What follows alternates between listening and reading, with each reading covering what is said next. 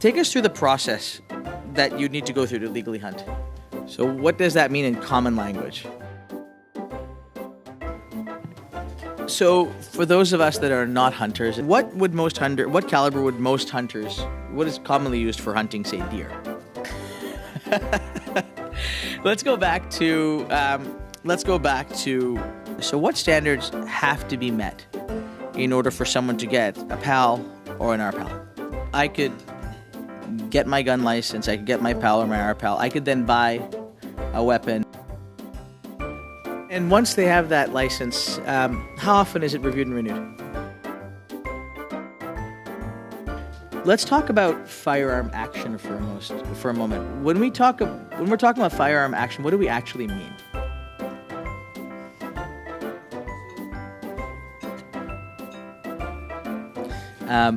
So which firearm actions are legal for use in Canada and which are illegal? Well, let's talk about the automatic actions for just a moment. Why are they prohibited? What does the caliber of a bullet refer to? We've heard terms like rimfire and centerfire. Can you explain what these two terms mean? Let's say you were to send me and Mr. Shipley out hunting and we needed more... Not doing it, right? Not doing it. But let's say... That's right. Let's say we got our license and the two of us decided we were going to go out hunting. Well, I don't think that's the situation that really arises. Not that bad a guy. And I won't be going on hunting with Taleeb anytime soon. Why not? I thought you were off the hook. So that is, going back, and there's a lot to unpack in what you've just said. I don't know about you guys, but I think that we've kind of had a crash course in firearms. We could probably challenge the exam for a PAL ourselves.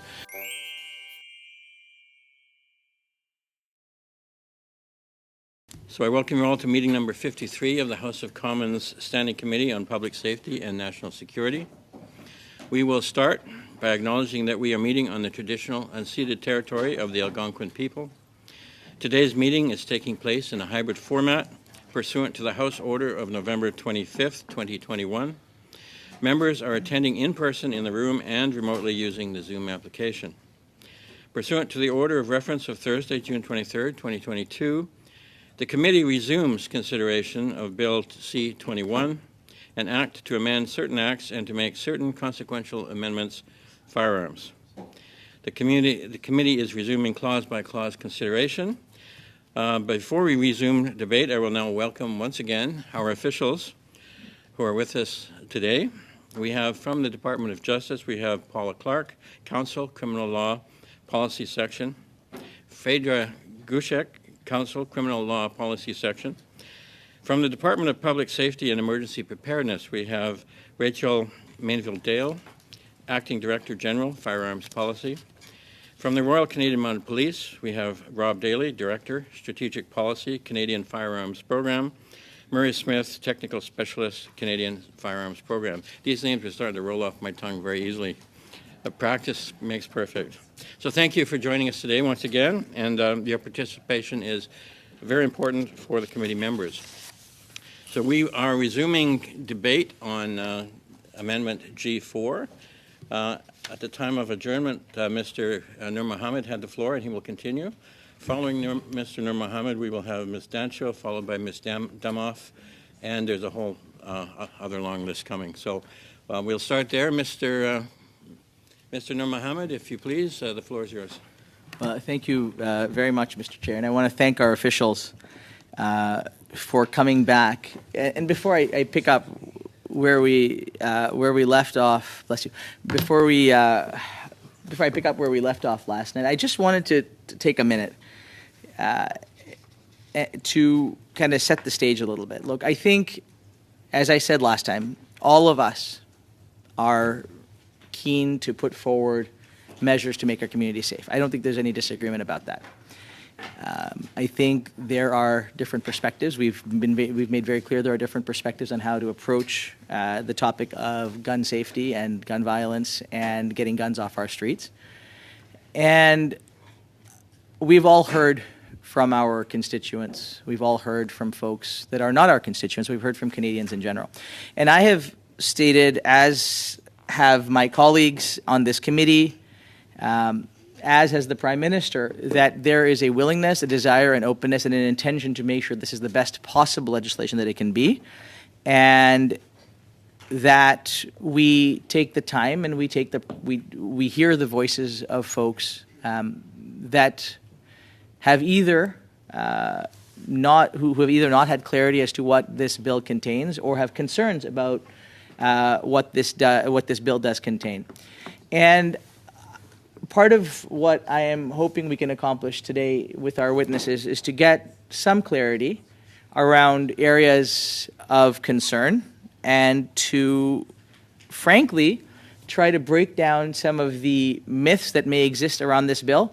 And if we are speaking candidly, that we should also find areas where there could be potential room for opportunity. And I think this is something that that we would all, I think, from which we would all benefit. And I think all Canadians would benefit. And so there's been a lot of work that has gone on to try and do that, but we can always do more. And so, look, I think we've all been very, very clear that Canadians deserve to feel safe in their communities, but that we also need to respect hunters, other law-abiding gun owners, farmers that use appropriate guns to protect livestock, to protect their farms, and, of course, Indigenous communities.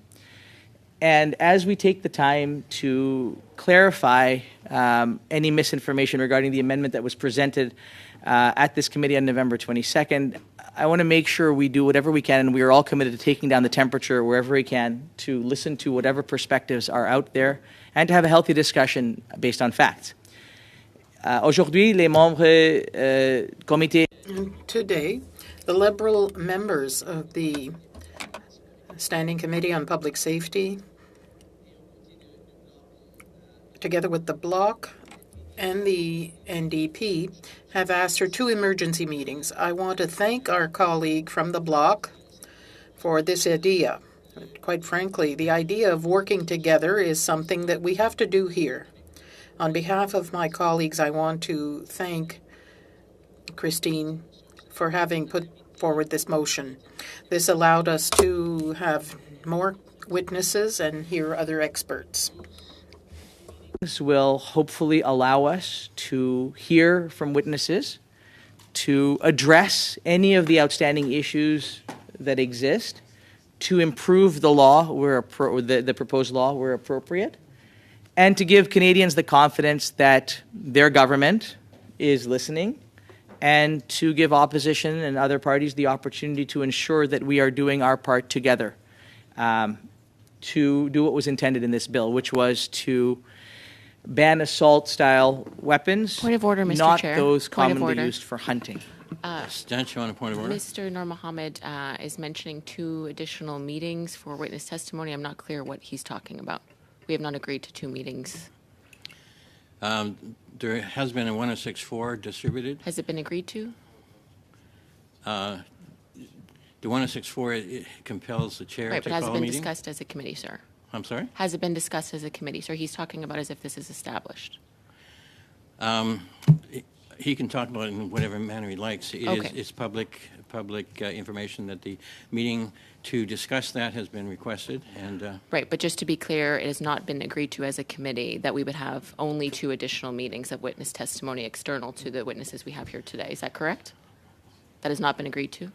that's correct. That's Okay. the subject, will be the subject of the 1064 meeting. Well, just to clarify, that is certainly my hope that we can do that.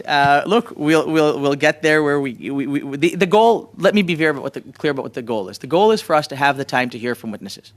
The goal is for us to do that in an efficient manner, not to hold up good legislation, but to improve it, and to do it in a way. I know that it may seem funny to others on the other side, but it's an important piece of legislation, and we need to do our part. And if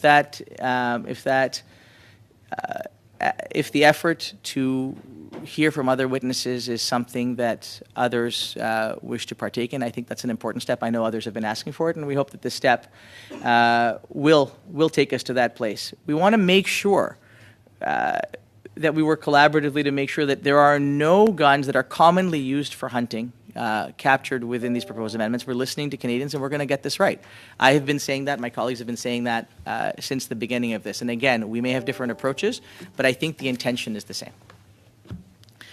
So with that said, I would like to try and do a little bit of what we were doing last time, which is to just get some clarity for folks out there that are watching this and have been bombarded by messages that the government is coming, that I believe there was some narrative out there that the Bloc, the NDP, and the Liberals are coming for every single hunting rifle and shotgun out there, and we've made it clear time and again that we are not. That is not the intention.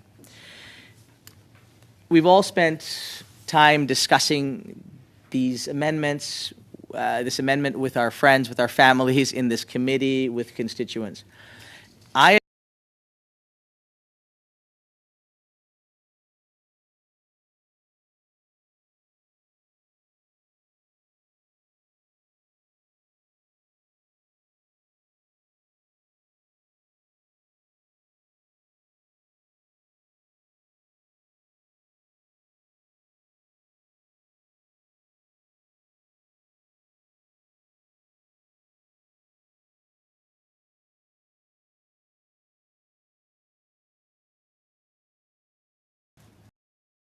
For everyone on this committee, regardless of their political party, to denounce those views, to denounce the misogyny, the racism, the hate that has come from a lot of folks on the extreme right who are using using the work of others to be able to carry legal firearms as to promote some other sort of rhetoric of hate. And so I hope that we'll all be able to do that together. We have heard from folks who have expressed real concerns about the content and the context.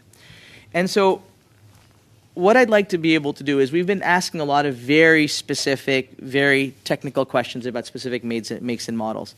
And so today, Mr. Smith, if I can, I would like us to try and break down the complex concepts to make sure we all understand the very foundation of what it is that we're proposing. So while we can answer the highly technical questions, we could also break down, and I hope you can help us with this, the technical concepts and make them digestible for average Canadians who might not know as much about hunting or shooting or firearms generally. So with that in mind, perhaps we can establish a few key principles. What are the range of firearms that are available in Canada for purchase? I presume you mean purchased by individuals. By individuals, yes. And in that case, the kinds of firearms that are available for purchase include rifles, shotguns, carbines, handguns. Those are the broad categories. There are some specialty firearms as well that would be available to members of the public. Okay. And how many makes and models does that involve or entail? I don't think anyone really knows the answer to that. The Firearms Reference Table has over 200,000 makes and models listed, so it's at least that many, and we're sure there are more, but no one really knows how many for sure. So, sorry, just to be clear, at least 200,000 makes and models that are not captured by that are available for purchase. Oh, okay. That's a slightly different question. And the firearms are categorized by whether they are prohibited, restricted, or non-restricted. If you look at all possible combinations of firearms, you wind up with something just over 200,000 specific types. Now that breaks it right down to caliber, barrel length, and magazine capacity. You can also look at it from a higher level and look at it from the standpoint of makes and models, which is the way it's organized in the schedules. And that gives you a smaller number because the make and model would include many firearms that have different barrel lengths and different magazine capacities and so on. So in that case, if you look at it from the standpoint of makes and models, there's something on the order of 25,000 makes and models that have been manufactured over the years. So 20 makes and models, approximately over 200,000 individuals on the table. To avoid confusion, it depends on how you divide the pie here, because there's around 25,000 makes and models, but those makes and models can be broken down into further subcategories based on the barrel length. So a model might be available in 2 barrel lengths, for example, or it might be available in 2 calibers or more. And so looking at it from a higher level standpoint on makes and models, around 25,000. If you look at it from the standpoint of the number of combinations possible of make and model and barrel length and caliber and so on, then it's over 200,000. But that includes all categories. That includes all categories. And would you know, just for sort of a reference point, what that stat would look like for, say, the UK or Australia? Well, the Firearms Reference Table is international in scope, so it represents all firearms as best we can catalog made anywhere on the planet. So the list of firearms is going to be the same no matter what nation you're in. So you referred to, and others have referred to, the Firearms Registry Table. Can you describe to us what that actually is? Yes, it's a database that was created by the RCMP to catalog firearms with 3 purposes in mind. One was to assist, or this is the original purpose of the Firearms Reference Table, was to assist police and officials involved in the firearms administration programs to identify firearms.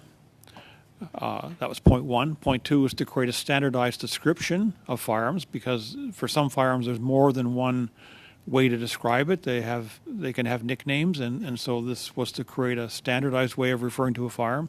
And then thirdly, to assess the classification of the firearm according to the Canadian Criminal Code matrix. And that database was there to serve 3 purposes. One, to assist police and officials in identifying firearms.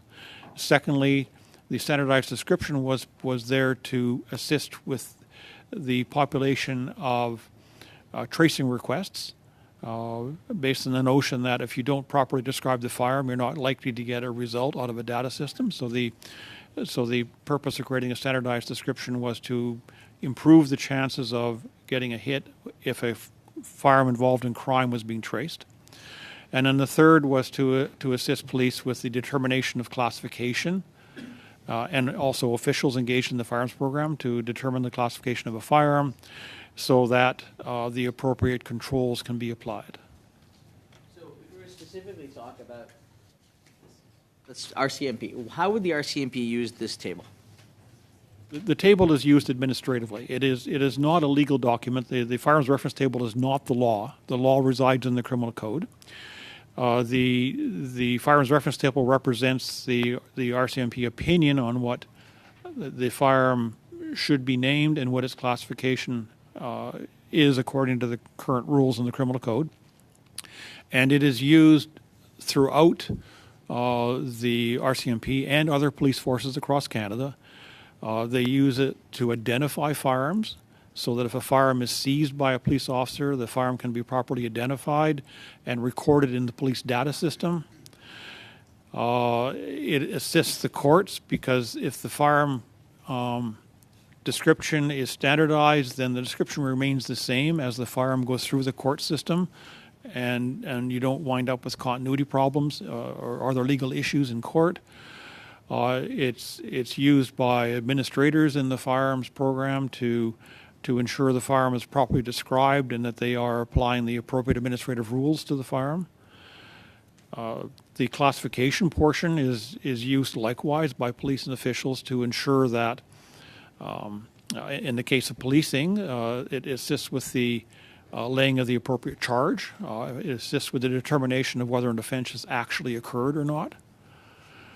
On the administrative side, it's the classification is necessary in order to apply the Firearms Act controls, so to ensure that the possessor has the correct firearms license with the correct conditions, that those firearms, some firearms need to be registered, and so that this is a way of identifying which firearms need to be registered as well. Thank you. And I'm sure that there are people at home who are watching this riveted by by this conversation, but there are a lot of folks who need to be able to understand some of what is going on here. And you've used the term classification a few times now. Can you explain what are the classifications of firearms that people should know about? The criminal code has 3 classifications for firearms: prohibited, restricted, and non-restricted. You will also hear 2 other categories which, strictly speaking, are not classifications but are widely used as if they were, and that is antique firearm or deemed non-firearm. It's like an industrial tool, for example. And the firearms reference table is organized along those lines to represent those categories. And how do agencies like CBSA use this list in order to make determinations of what is or isn't allowed, or should not be allowed in Canada? Well, the determination as to what is allowed to be imported into Canada is, I believe, shared by officials at Global Affairs Canada and the Canada Border Services Agency. It's their role to determine what crosses the border. Both those agencies use the firearms reference table to assist them in their decision-making processes. Who helps to review these classifications? I'm not sure what you mean by that question, sir. So, as the classifications are made, is there a continuous process of review? Is it static? How do the classifications work? The firearms reference table is continuously reviewed and updated. As the staff who build the firearms reference table become aware of new firearms, they're added to the firearms reference table. If there are new variations of existing models, those are added. If it turns out that there is some kind of information missing or erroneous in an FRT record and that becomes known, then there's a process for ensuring that it is corrected. The firearms reference table process is very much akin to the ISO process, even though it's not ISO certified, but it follows a similar process in that one researcher will be responsible for collecting the information to either create or update an FRT record concerning a particular firearm. And then a second independent quality assurance analyst will review that information to ensure that it's accurate and complete before the record is actually published. Got it. But you mentioned that it was not a legal document per se, but it's used by everyone. So on what authority does it have? Where does it get its legal weight from? On what authority are people using this document? The authority for the firearms reference table comes from the RCMP Act, and it's simply a process that the RCMP has put in place to assist RCMP operations, and that was later expanded to assist other police departments and officials in other departments. But fundamentally, it's simply a police database that was originally developed for police use. At the last meeting, we spent a lot of time, and you were very helpful in explaining to committee, the paragraphs 1 through 86 had firearms that were prohibited during the 1990s. So now, just for clarity's sake, because there's been a lot of confusion about this, how many different makes and models have been prohibited in Canada since the 1990s? I'm again inferring you mean by regulations, and after the 1990s, the next round of prohibitions occurred in May of 2020, where the 9 families of assault style firearms were added to the regulations, and the 2 categories were added to the regulations. Those firearms which produced muzzle energies greater than 10,000 joules, and those firearms which had bore diameters in excess of 20 millimeter. If I may. But again, for sake of clarity, what is the number? How many were prohibited in the May 2020 order in council, and how many predated that? So with respect to unique makes and models, there's approximately 800 in the 1990s through the regulations. As of May 1st, 2020, approximately 1,900 makes and models. 1,900 makes and models. Okay. Sorry? 1,900. So just to be clear, 800 that were 800 from the 1990s, and then a further 1,100 or a further 1,900? Further Further 1,900. And that would then capture, just for clarity's sake, that would capture everything that has happened since the 1990s, new makes and models, et cetera, that would not have been contemplated in the 1990s because they didn't exist. Is that correct? Yes. I think if I'm understanding your question correctly, yes. So as of today, there's approximately 800 makes and models that were covered by or prohibited by the 1990 regulations. And then there's an additional 1,019 that have now become prohibited based on the May 1st prohibition. Okay. So how many firearms on Schedule 2? I was doing the math in my head. So the list in Schedule 2 that are not part of the 1990s prohibition, that's 1,900. Is that correct? Yes. Okay. Got it. So what test would have been applied to get these ones added to the list in May 2020? Like, how would they have been added? They would have been added based on the criteria that was used for May 1st. So they would have all have been semi-auto, sustained rapid fire, military tactical design, capable of receiving a large capacity magazine. They would also have been modern design, meaning post-World War II. And there would have been a prevalence or a market volume test of in excess of 1,000 known firearms within the market at the time. So it would have met all three of those criteria in order to be added to the list of the 1,900 makes and models. Can you recap the three criteria? Sorry. The criteria again are semi-auto, sustained rapid fire, military tactical design, capable of receiving a large capacity magazine, modern design in the sense of post-World War II, and prevalence in the market in excess of 1,000 firearms, known firearms. Got it. Okay. So in sum, these would be guns that most reasonable people should not really be using for common use, I would imagine. I can just say those are the guns that met all of those criteria. Got it. Okay. Going back to the table for a second, whether it's Mr. Smith or Mr. Daly, is the table publicly accessible? It's accessible certainly to all the police and government agencies by a direct connection on the internet. It's also available to the public via a PDF document that is posted, I believe, every 2 weeks these days. Every 2 weeks, okay. That's not the easiest document to access, and the RCMP is presently working on an improved system to deliver to the public.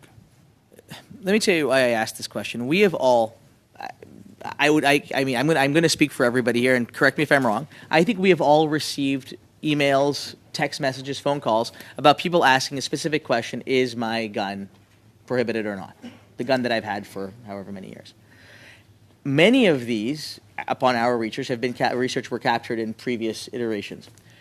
How do people look these up to make sure that they don't have to reach out to their MPs or be upset and worry? How can they get confirmation that they're okay or not?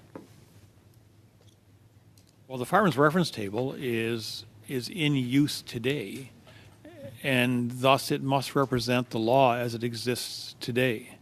So there is no future or forward-looking aspect to the Firearms Reference Table because it is and must be based on the current legislation. But Mr. Smith, my question is not so much forward-looking, but we've been getting requests about guns that are on past lists. But there's no way for people to know, right? So I guess the question is, how do we make it possible? I guess there's two things, right? One is there is the need to assuage people of concerns that their gun, past, present, or future, is not going to be affected, which I think is one element.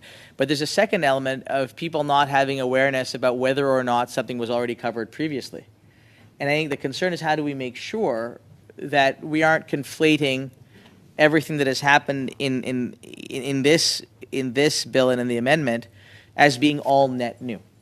I guess what I'm trying to understand is, for a lot of us, the very detailed lists that were provided in the amendment can be confusing, because we see something and we think that it's net new when in fact it's been on the list for quite some time, or we see something and we don't see the word except at the top of the chapeau. So how do we give people the means, and I'd asked for the list last meeting, how do we give the means to people by which to be able to sift through this and understand where they sit on the continuum?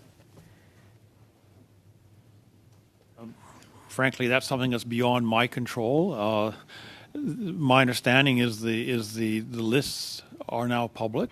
They've been released by the chair, I believe, so people can peruse the lists themselves.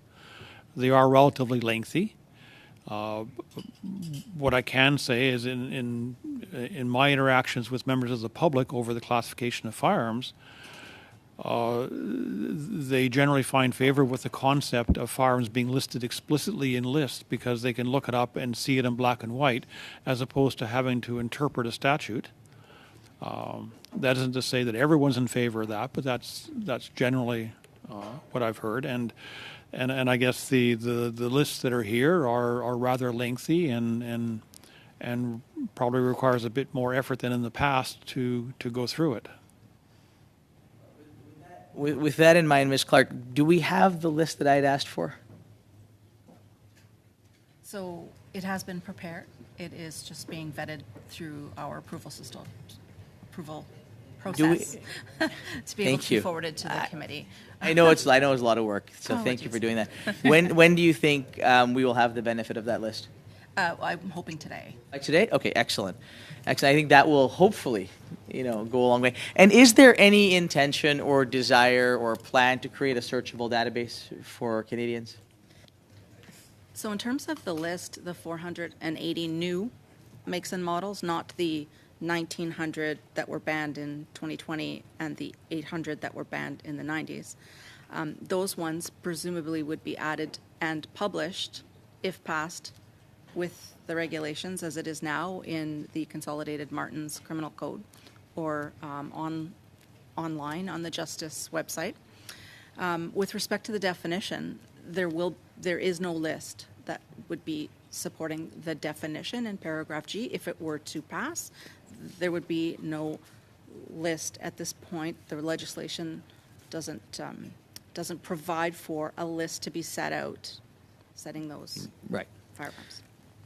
Yeah, no, understood. Okay, so just going back to what you said, there are 2,700 firearms that were on the 1990s list and the 2020 list.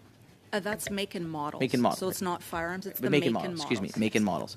And the new list is 480 makes and models. Makes and models, correct. Okay, so it's not, let me do my math quickly, it's not 3,180 new makes and models that are being added to the list. Correct. It's only 480 only approximately. 480 approximately. And that includes the variants. So that includes variants. So if you were to distill this down further, so specific and then variant A, B, C, D, if you were to say class, within each of those brand types, not variants, what does that number actually look like? 80. 480, but that you're saying that includes variants. Includes variants. Okay. Yes, and so I think the word you're searching for is families. We refer to them as Yes, families of firearms. Yes. And in the new list, in the Schedule 2, it would be those firearms in paragraphs 97 to 232. I don't have a calculator to do the subtraction, but that would be the number of new families listed. Thank you. So you talked a little bit about the classification system. A firearm can be non-restricted, restricted, or prohibited. What does non-restricted mean to the average person?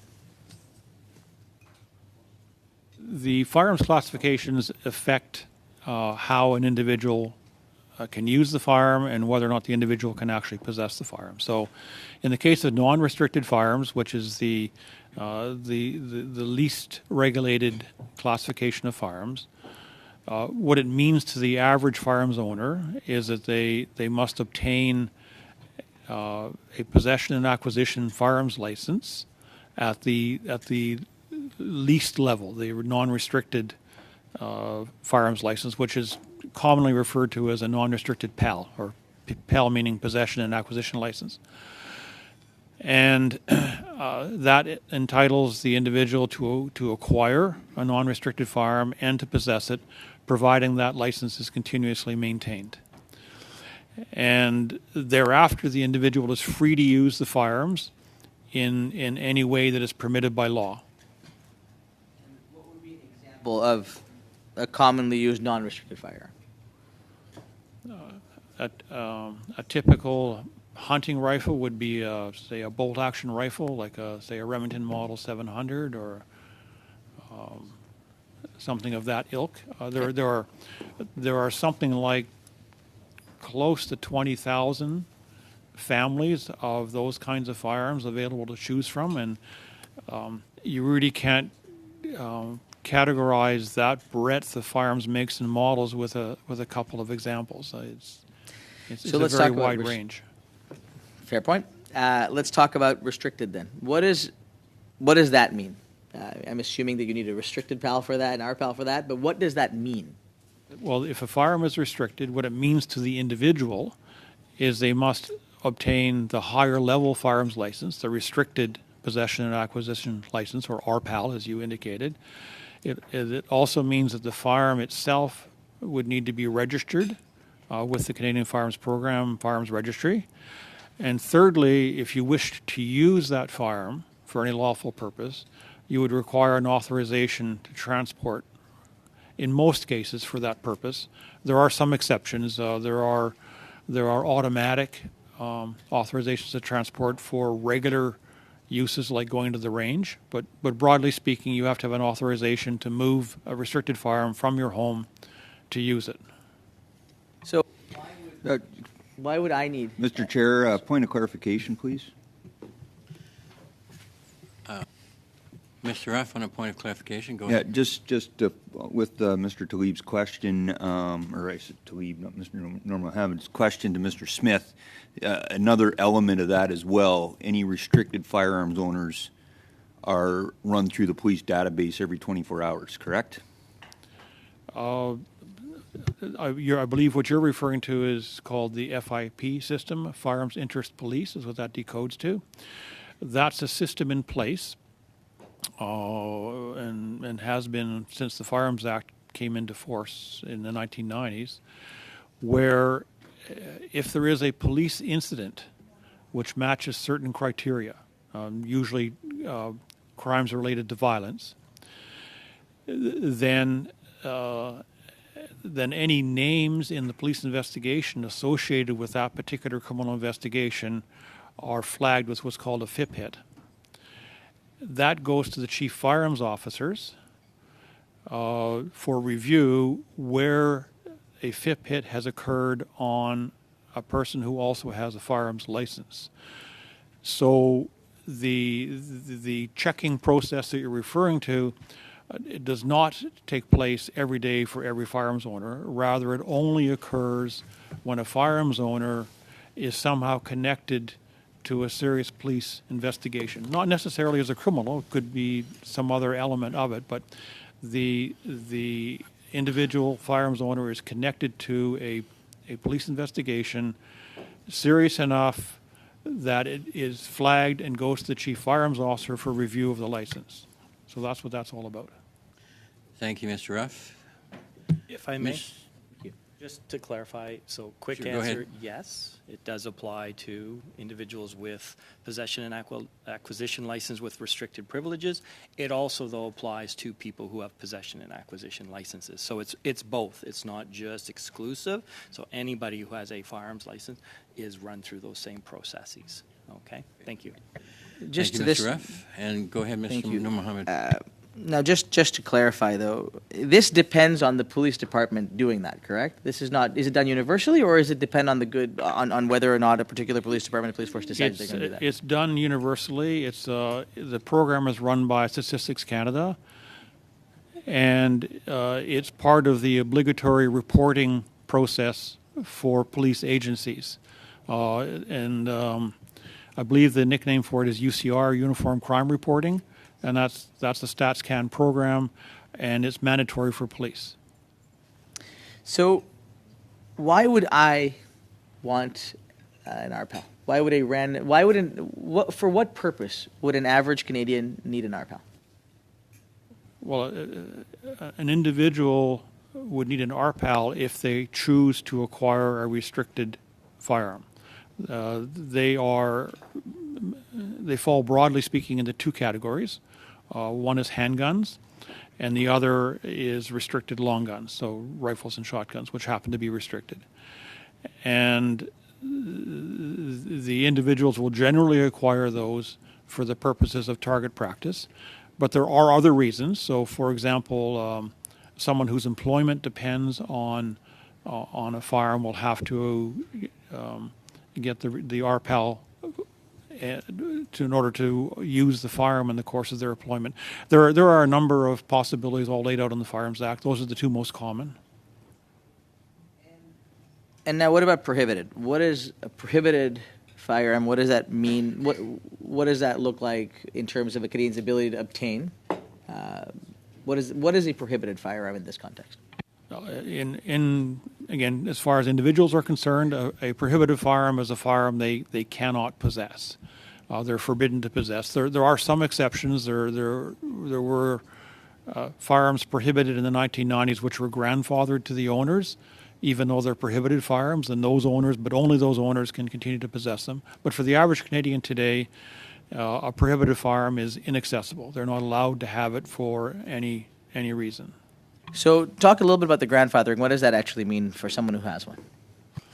Grandfathering was a process that was last used in the 1990s, and it is a process whereby an individual who is in lawful possession of a firearm prior to it becoming prohibited, and presuming the individual meets all the terms and conditions, is granted a license to allow that individual to continue to possess one or more of those firearms.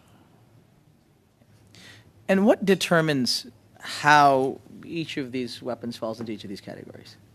I'm sorry, you faded out. I didn't hear that. What determines how each of these weapons falls into each of these categories? That's a choice by either Parliament or Governor and Council. They are the decision makers in those cases. So from those that are commonly available, what type of firearms can be used for hunting? I mean, it's a vague question, but for the purposes of hunting, what would you, as an expert in this field, say which type would be commonly used within the classification sphere? In Canada, nearly all hunting is carried out with rifles and shotguns. The kind of firearm that can be used for hunting is regulated by provincial hunting regulations for the most part. There is a federal component to the regulation as well for the federal Migratory Game Birds Act. Covers ducks and geese and certain other migratory game. But for the most part, the kinds of firearms that a hunter is allowed to use are determined by the provincial hunting regulations in concert with the provisions of the Firearms Act, which limit hunting to the use of non-restricted firearms. For clarity's sake, then the vast majority of rifles and shotguns that are used for hunting would fall into the non-restricted category. Is that correct? Well, based on the laws that are in force in Canada now at both the federal and the provincial level, my understanding is that those laws would preclude the use of any firearm other than a non-restricted firearm for hunting. So this then would not. So then, I mean, it's a philosophical question. I'm not going to ask it of you, but it seems to me as you're talking that when we're talking about rifles and shotguns, people that are using rifles and shotguns that are non-restricted don't have much to worry about. what I can say, and trying to avoid philosophical questions, is that the firearms that are affected by the proposal that's before the committee would become prohibited, and then by law those firearms would be inaccessible for hunting. Right. But as for whether that's a good idea or a bad idea, that falls to you and your colleagues. Right. So let's now talk about C21 and this amendment and classifications. How would these classifications change on the basis of C21 or the proposed amendment? Well, the provisions that affect firearms classification fall into two broad categories. The schedules are being created, or proposed rather, which would continue the existing prohibitions from the 1990s and 2020, as well as add new ones. Those are the ones at the end of Schedule 2, from paragraphs 97 onwards. So there'd be more firearms prohibited by the action of the schedules if those were adopted. The second broad matter that would change classifications is the so-called evergreening definition, which would automatically put firearms into the prohibited category if they met the criteria that was specified in that particular proposed amendment.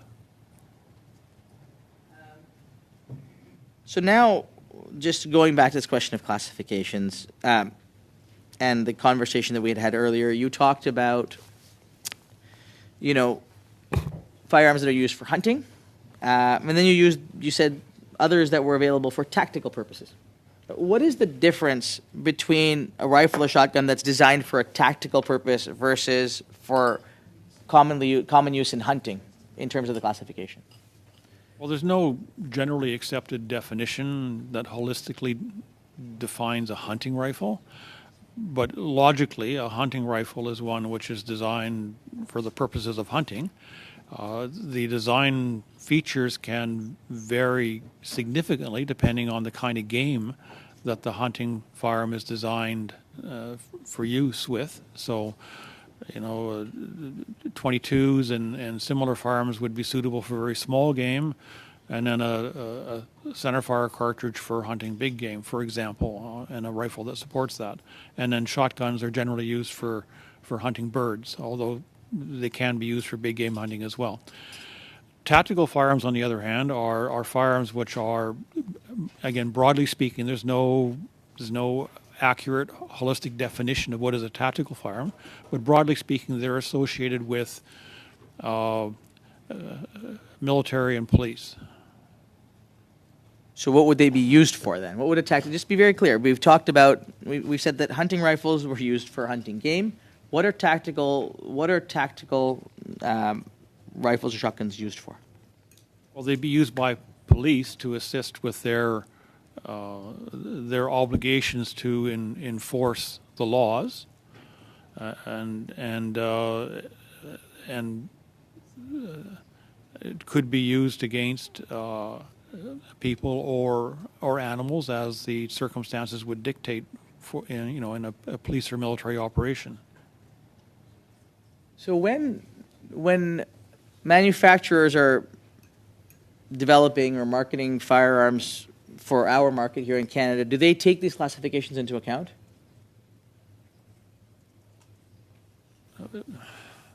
A manufacturer in general will design a firearm for sale to a particular segment of the market that they think would be interested in their firearm. So depending on what group of potential purchasers they're aiming for, they would design the firearm accordingly, and that's extremely varied. So the market is very much fragmented in that respect. There are all kinds of uses for firearms that fall into general use categories or specialty categories that a firearm manufacturer may be aiming for in the design of their firearm. So there's no general answer to that question.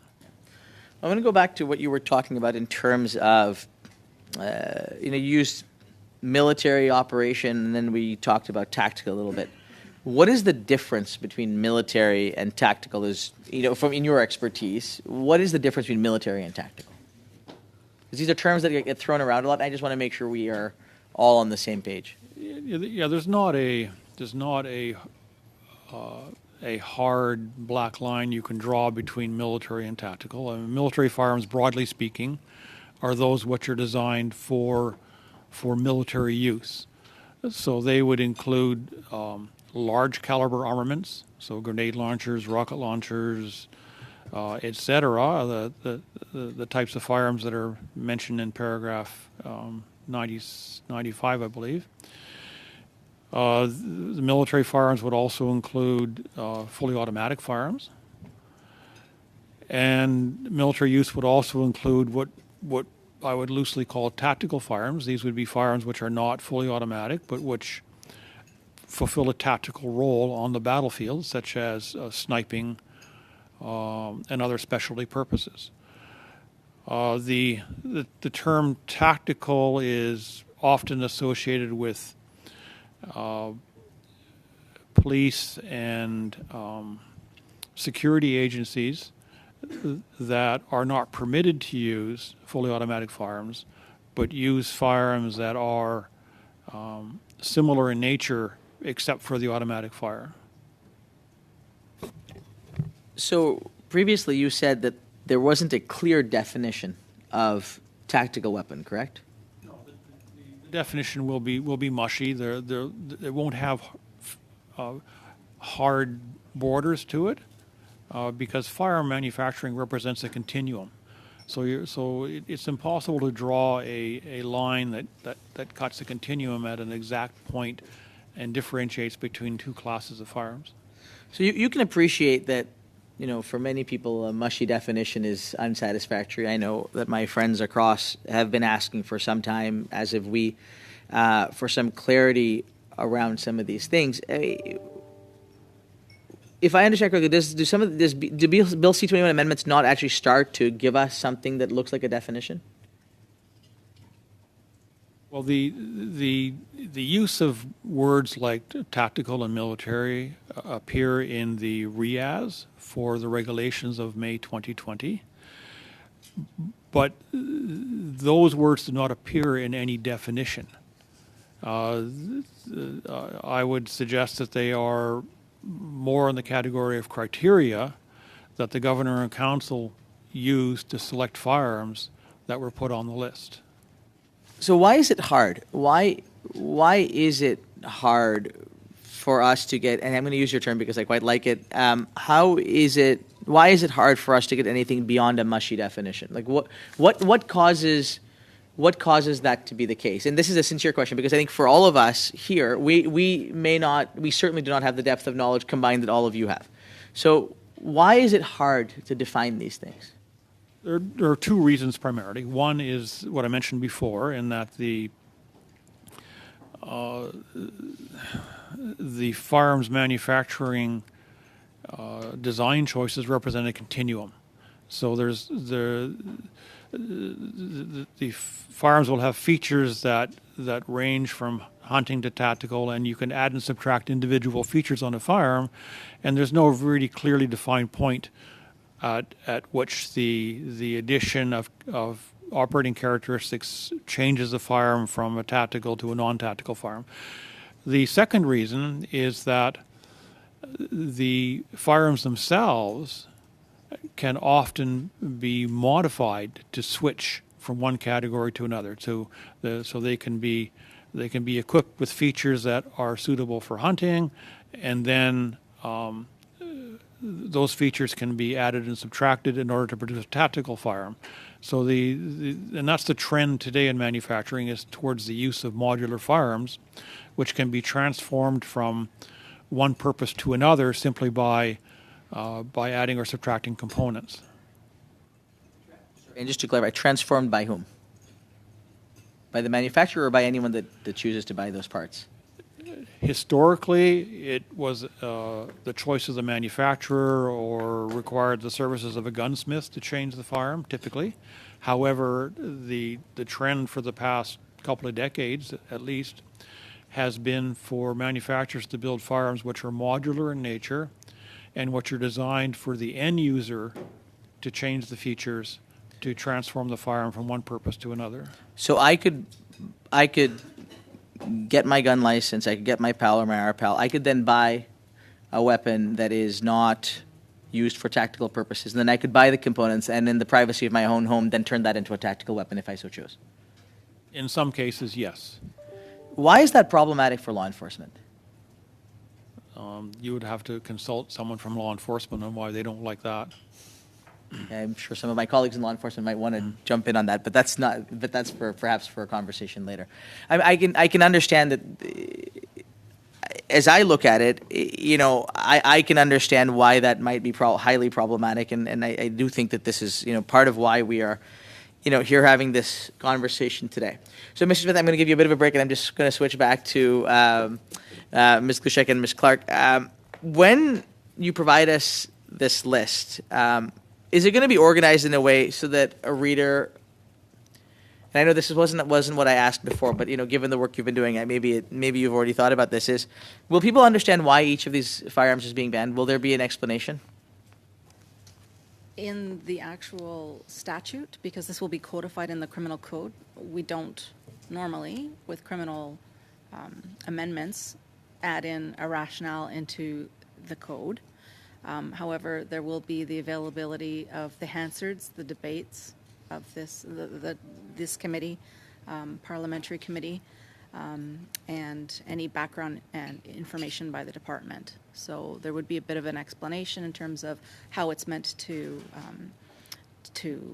enhance public safety, et cetera, in our key messages through communications. So will there, I guess what I'm trying to get is will there be a way for folks to understand if something is specifically listed or which criteria it meets, or is that going to be difficult for folks to get an answer to? In terms of posting, so it's like any other criminal definition or part of the criminal code in terms of offenses. So no, there's no explanation in the code. It's a matter of reading the definition and being able to apply it to a specific fact situation. But my colleague might want to jump in on that.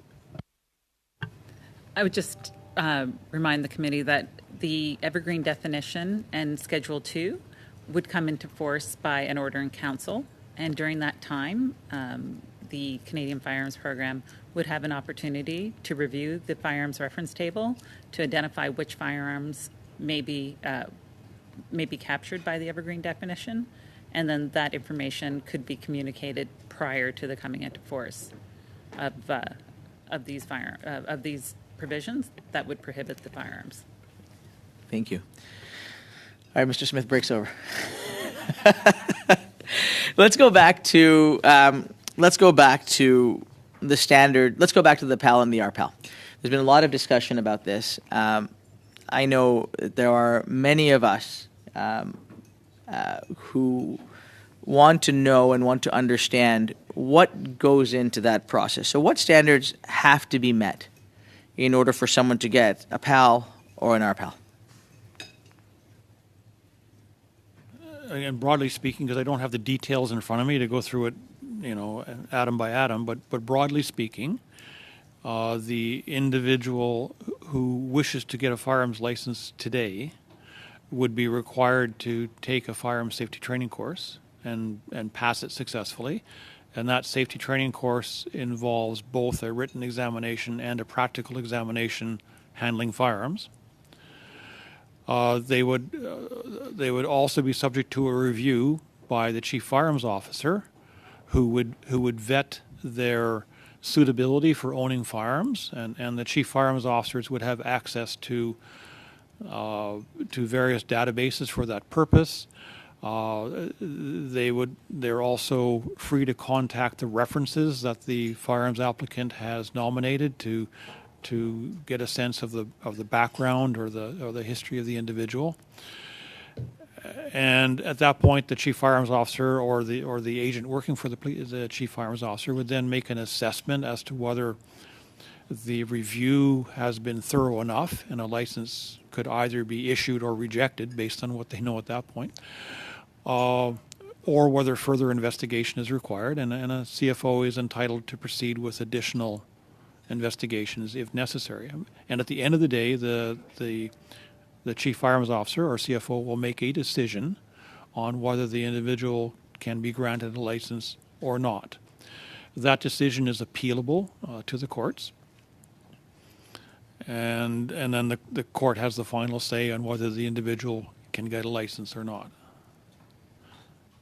And once they have that license, how often is it reviewed and renewed? A license is good for 5 years, and there is a renewal process which takes place. And again, the CFO typically looks at the intervening 5 years between licensing, but is presently entitled to go right back to day one if they so choose. So the ability of the CFO to go back in history, in time, to vet a potential firearms license renewal is not limited. And again, the CFO would go through a similar process of collecting information on the individual and making decisions at various stages as to whether they plan to accept or reject or investigate further. Thank you. I would like to, if I could, just turn back to many of those Canadians who've heard a lot of discussion about how hunters will be impacted or could be impacted or are being convinced that they might be impacted by what is or is not in this legislation. Let's talk about firearm action for a moment. When we're talking about firearm action, what do we actually mean? The action of a firearm is a descriptive term for the kind of mechanism it has. So, a bolt action, for example, refers to an action that operates like an ordinary door bolt, where a handle is moved to unlock the mechanism, and then the bolt is slid backwards and forwards to unload and reload the firearm. There are lever action firearms, where a lever, typically underneath the bottom of the firearm, is pushed down to open the mechanism and then raised to close it again. The semi-automatic action is one where much of the loading action is done automatically by the firearm. It's kind of like having an automatic transmission in a car versus a standard. It's just the same operations occur, but the firearm does it automatically for the user. And there are many types of actions, though those are some common ones. We've heard a lot about bolt action. What about pump action? What about pump action? Pump action is a mechanism where the fore end of the rifle or the shotgun, that's the handle of the firearm that's typically below the barrel at the front of the firearm, and it is moved backwards and forwards by the operator of the rifle or shotgun, and typically the backward stroke is what is used to unload the firearm or eject a fired cartridge, and the forward stroke is used to load a fresh cartridge to fire again. And it also falls into the category of a manually operated mechanism. And what about hinge action? What about which one, sir? Hinge action. Break open or hinge action. Those can be found on rifles or shotguns and some handguns. And typically the firearm will have a pin and a hinge midway down the firearm, which allows the firearm to be opened like a clam, so to speak, for access to either unload or load the firearm.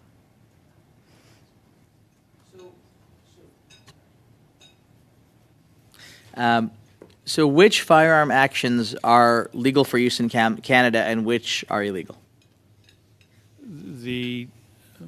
Broadly speaking, the classification of a firearm does not depend on its action. The exception there is the fully automatic action, where any firearm with a fully automatic action is prohibited. But other than that category, the action really doesn't influence the classification, or not directly anyways. It can indirectly, but not directly. Well, let's talk about the automatic actions for just a moment. Why are they prohibited?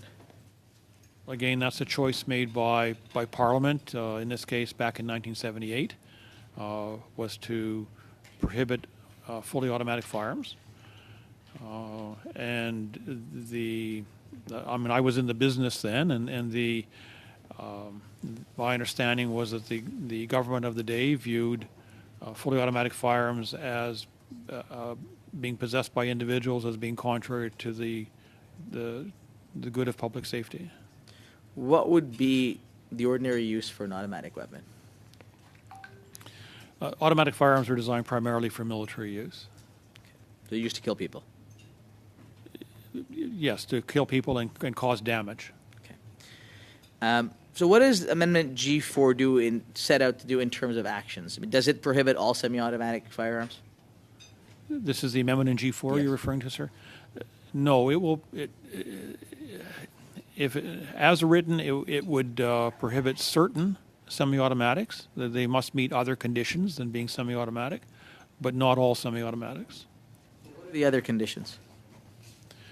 G4 would require the firearm to be either a rifle or a shotgun. So that excludes handguns, for example. It would have to have a semi-automatic action. It would have to be chambered for a center fire caliber, so rimfires would be excluded.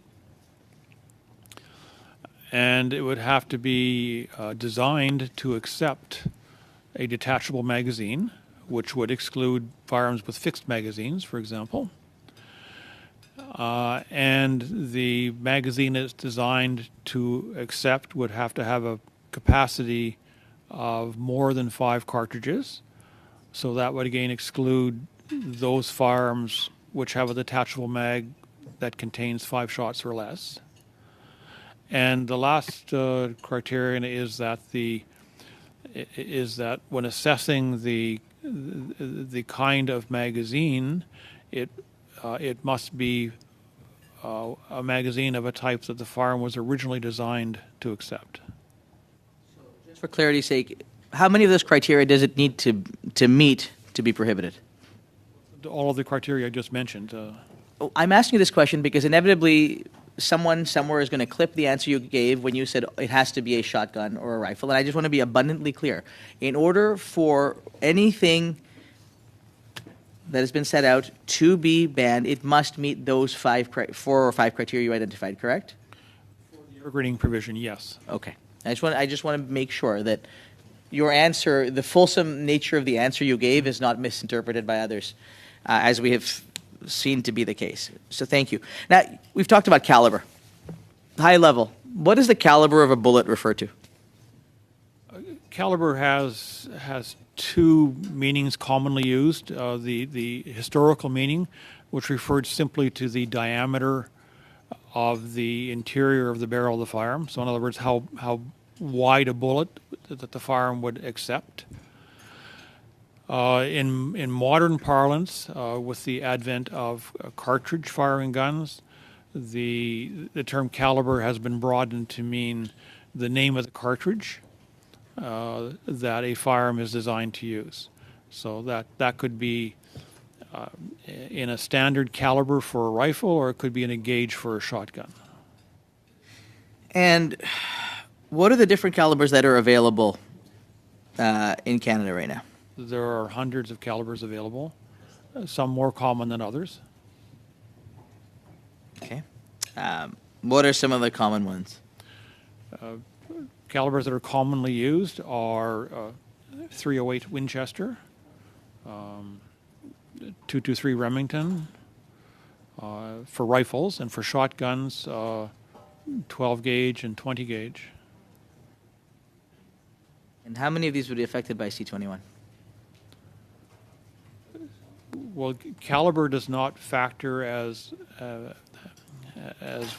one of the criteria directly for either the schedules or the evergreening provision. It does have an indirect effect.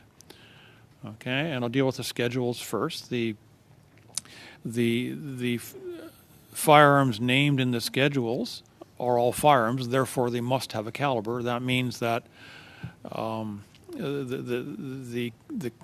those particular calibers are affected to the extent that the firearms that use them are listed in the schedule. In the case of the evergreening provision, it's limited to centerfire calibers. So any firearm that's chambered for a rimfire caliber would not be affected by the evergreening provision. So for those of us that are not hunters, and my friend Mr. Shipley has left the room, but he, I think, also mentioned that he was not a regular hunter. What caliber would most hunters, what is commonly used for hunting, say, deer? The choice of caliber is highly dependent on the game animal being pursued, and is influenced by a variety of factors, which would include, without being exhaustive, which would include the nature of the federal and provincial hunting regulations, because they put limits on the calibers that can be used. It would also depend on the personal choices and preferences of the individual who is out hunting. The hunter generally will select a caliber and a firearm that uses it that the hunter believes will be humane and effective for the particular kind of game that they are pursuing. So, to circle back to your question, then, what calibers are appropriate or which calibers are commonly used, that will vary highly depending on the kind of game animal. So, if a hunter is hunting ducks and geese, for example, they're obliged by regulation to use a shotgun with a certain range of gauges. In the case of hunting big game animals, the hunting regulations, which are under provincial control and which do vary a little bit from one province to the next, will generally put limits on the kind of cartridge that can be used for hunting certain game animals. So, to give an example, wildlife regulations would not permit the use of a rimfire cartridge for hunting big game, as an example. And what are the consequences of using a larger cartridge in terms of when the animal is ultimately killed? By larger, I'm presuming you mean more energetic, or yes, closer to the 10,000 joule yes, limit. The hunting literature in general describes an ideal energy level for each kind of game animal. However, that's generally not regulated by law, at least not in Canada. Other countries do that. In some ways, the provincial hunting regulations limit the energy by indirect means, that they won't allow a cartridge, for example, with a bullet smaller than a certain diameter, which indirectly affects the energy level of the cartridge. But as the energy level increases, generally the firearm becomes more suitable for hunting bigger game and less suitable for hunting smaller game. One, because a bullet that's too energetic may cause damage to the game animal to make it unsuitable for eating afterwards. Another relates to the personal comfort of the hunters. As the energy level goes up, so does the recoil, and owners, while opinions vary, owners will have certain ideas of how much recoil they're prepared to accept when they're out hunting. And lastly, the more energetic a projectile is, the further it will travel in general, and the more damage it will cause when it impacts. And so when you get into very high energy ranges, then the issue of the hunter being able to control where the bullet lands when they're out hunting becomes more problematic. So going back, and there's a lot to unpack in what you've just said. So let's just take a step back. Of the common calibers that are used, how many of them would require a barrel that could fire in excess of, call it 10,000 joules? I'm not sure I understood the question. Could you repeat it, please? So we talked about all of these different, when we were earlier talking, you mentioned the 223 Remington, you mentioned the 308, 10,000 joules. How many of those calibers would require a barrel that could fire in excess of 10,000 joules? Well, the first of all, the barrel is designed to accept a particular caliber. So if you have a hunting rifle that is 308 Winchester caliber, that means the chamber inside the barrel is manufactured to accept 308 Winchester caliber ammunition, and only that ammunition. So there are some exceptions, but broadly speaking, a barrel is designed for a single caliber, and the choice of caliber will influence the kind of barrel that the firearm has. Does that address your question? Yeah. So we know that there are weapons that can fire over 10,000 joules that were previously prohibited by the Order and Council. Chair, What Chair, would just a point of clarification. I just wanted to get a clarification on that last line of questioning. Go ahead, Mr. McGregor. Can you explain to the committee just how, because this is important, how are joules measured in a firearm? Can you just broadly give the technical answer to that? Like, how is a joule measured, the number of joules that a firearm can produce measured? Joules represents the energy level of the projectile. So it's basic physics. So it's just the amount of energy energy of motion that a projectile has. As it applies to the prohibitions of paragraph 96, it is the muzzle energy that counts. So that's the energy of the projectile as the bullet leaves the muzzle of the firearm. But can I ask, is it measured by mass of the projectile, the amount of gunpowder behind it, etc.? Joules is the measurement. So that's the quantity that's being measured. And that is a combination of the mass of the projectile and the speed of the projectile. So there's a formula that uses those two factors that will allow you to calculate the joules. I'm a physics major. It's half the mass times the square of the velocity. I just wanted it on the record. Yeah, thank you. Thank you for that clarification. We are all better off knowing that now. Look, we know that as I was asking before, we know that there are weapons that can fire above 10,000 joules that were previously prohibited by the Order in Council. Like, what would commonly fire above that limit? There are two broad categories of firearms that would be chambered for cartridges that develop 10,000 joules or more. One is military firearms. It's quite common for military firearms to be over that limit. The second would be rifles designed for hunting large game animals, such as African game, so elephants, rhinoceros, animals of that size.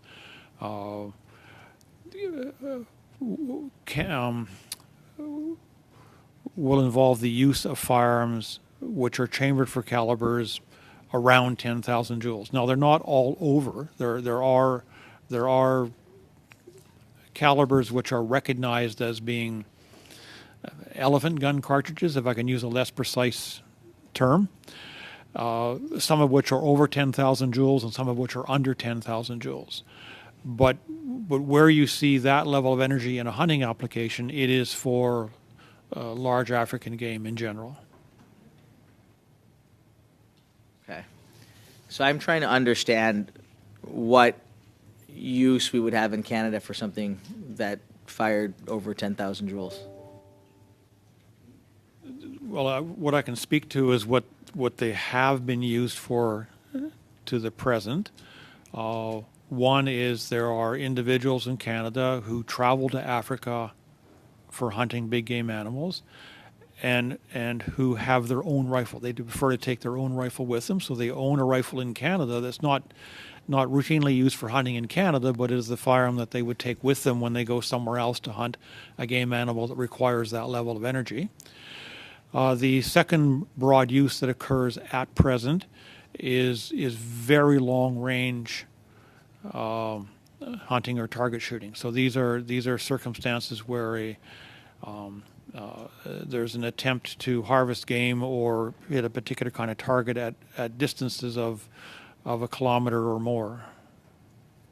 Kilometer or more. So let's say I were to use, let's say I were to fire,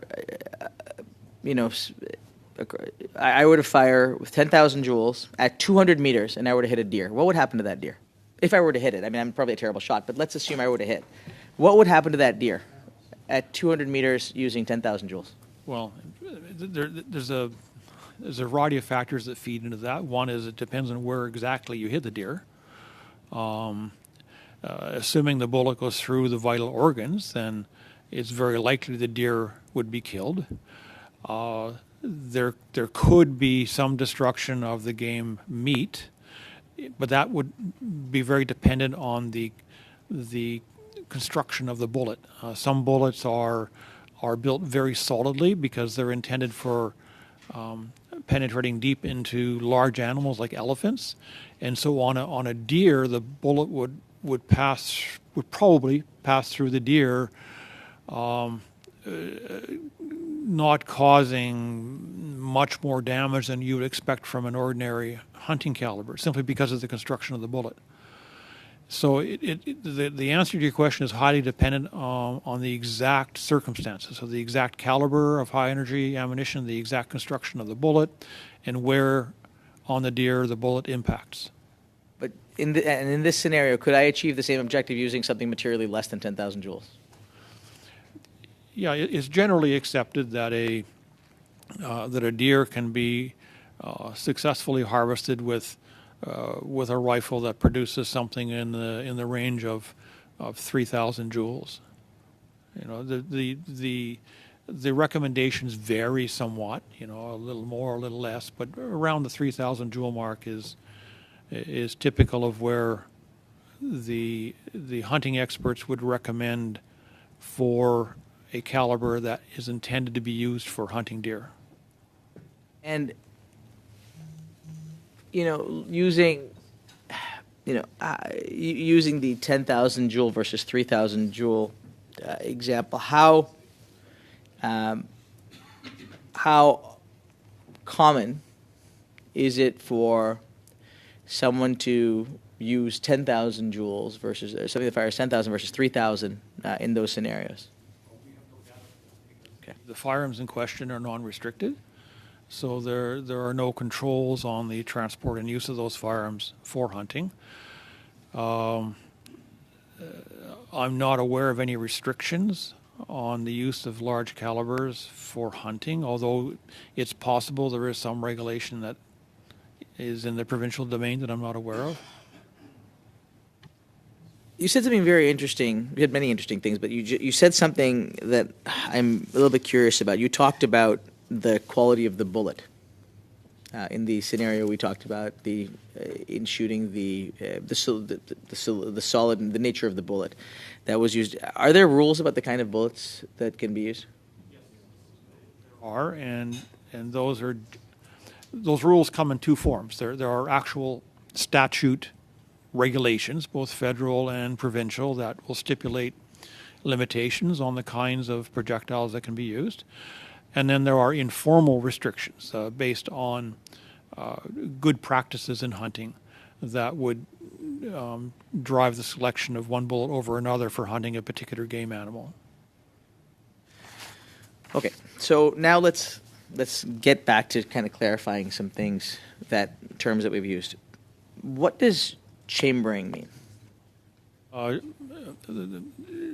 The chambering or the chambering of a firearm is referring to the design of the chamber, which is located inside the barrel of the firearm, typically, certainly for rifles and shotguns, and it refers to the physical dimensions of that chamber and the amount of pressure it is designed to withstand during discharge.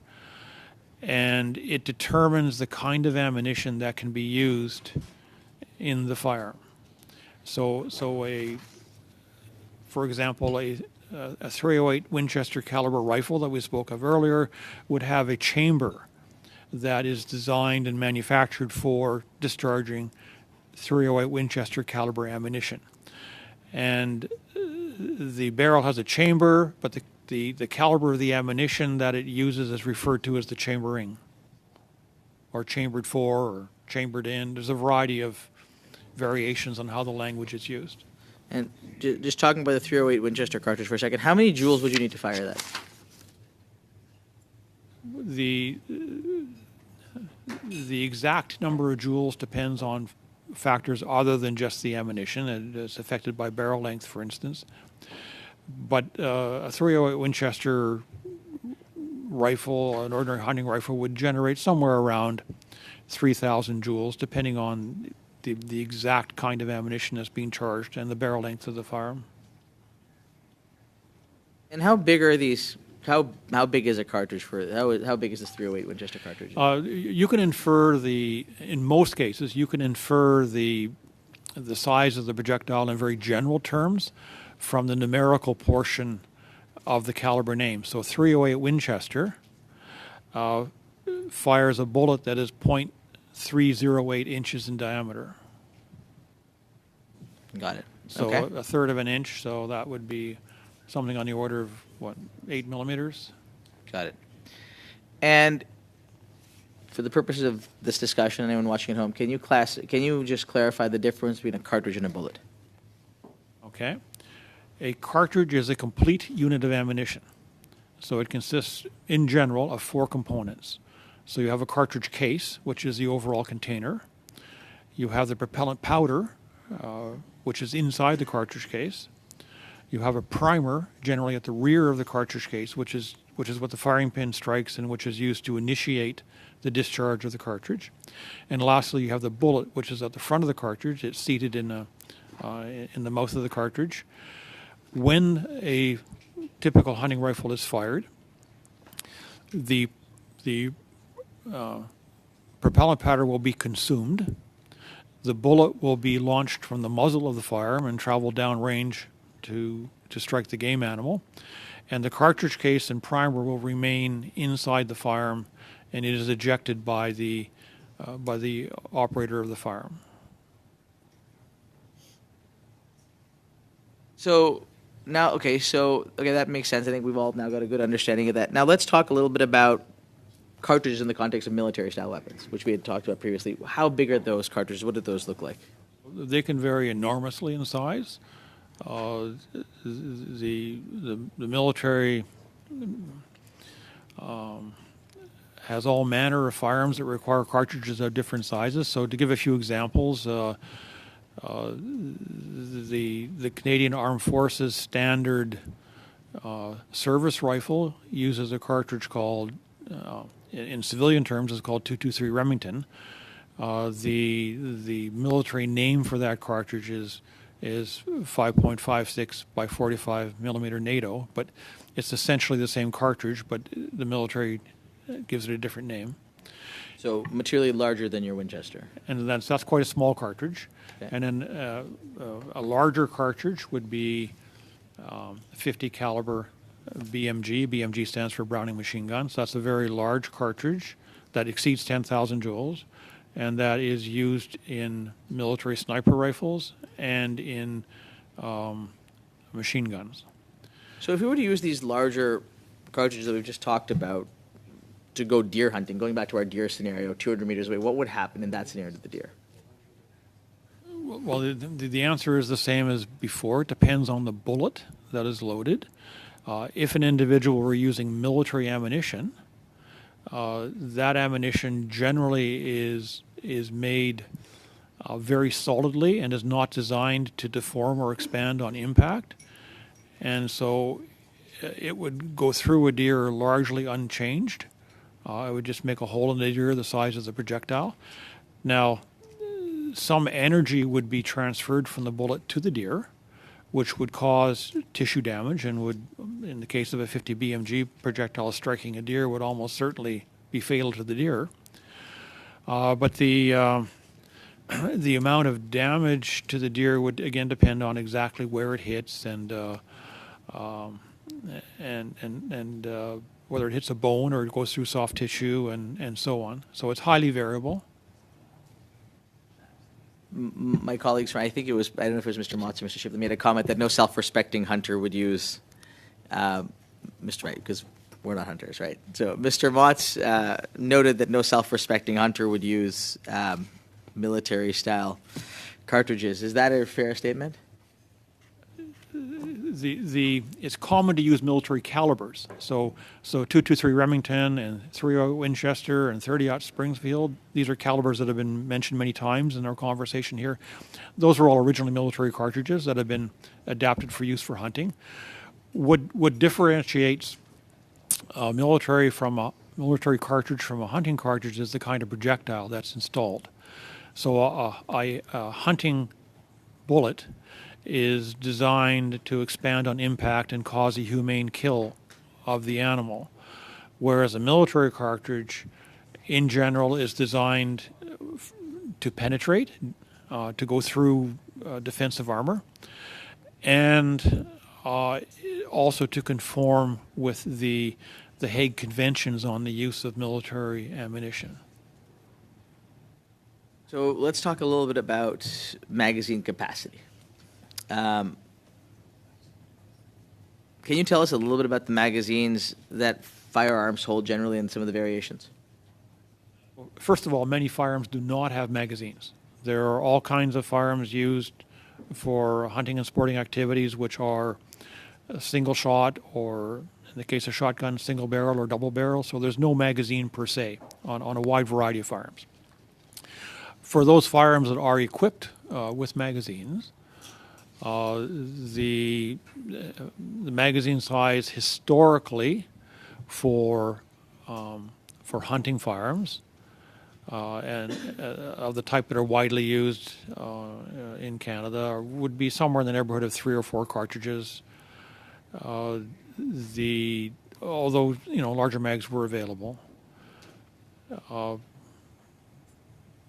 For military firearms, the sky's the limit for magazine size. They can make them as big as they want, as big as it's practical, and the military also makes use of belted ammunition, which has essentially an infinite length.